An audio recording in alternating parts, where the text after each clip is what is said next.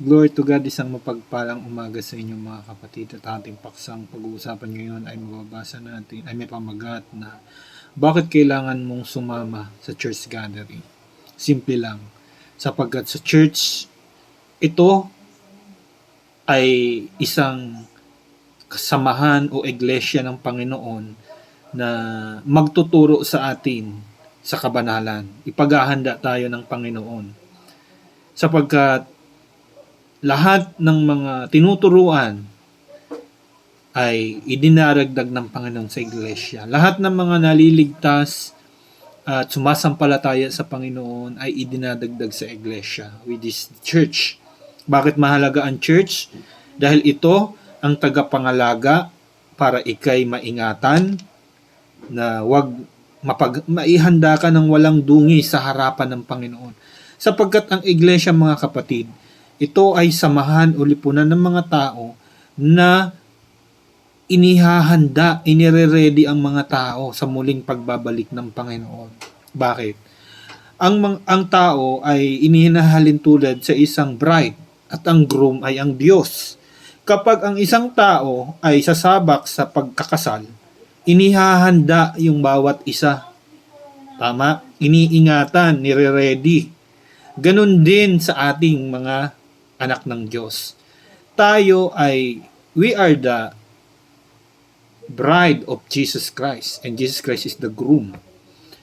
At ang iglesia ay inihahanda ang mga tao, pinagiging banal, iniingatang walang dungis, tinuturuan sa loob ng iglesia.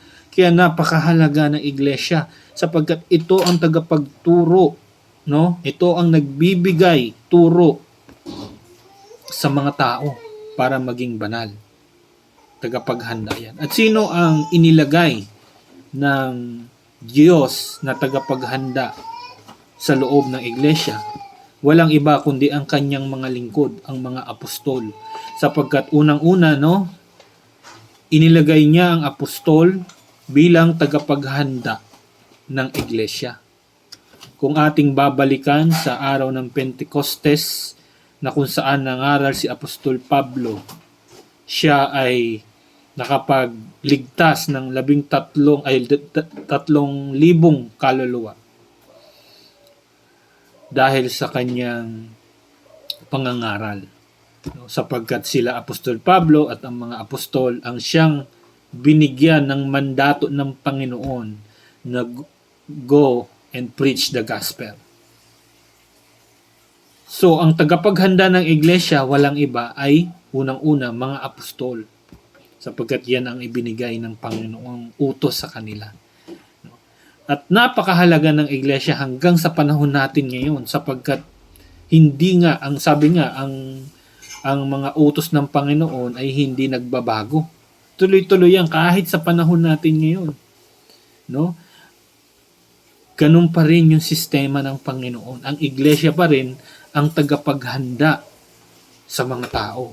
Kasi kung walang maghahanda, pwede rin naman, pero pwede kasing mapariwara ang tao kapag walang tagapaghanda. Kaya napakahalaga ng iglesia. Kaya sabi ng Panginoon, no, lahat ng mga naligtas ay idinaragdag ng Panginoon sa iglesia, sa church. Ibig sabihin, kapag naligtas ang isang tao, sumampalataya, no, sa Panginoong Hesukristo, na bautismuhan, naligtas mismo sa araw na yaon, idaragdag ngayon siya doon sa iglesia. Bakit? Kasi yung iglesia ang mag-iingat, tagapag-alaga, tagapagturo hanggang siya'y maging banal sa harapan ng Panginoon. Purihin ang pangalan ng Panginoon. To God be the glory.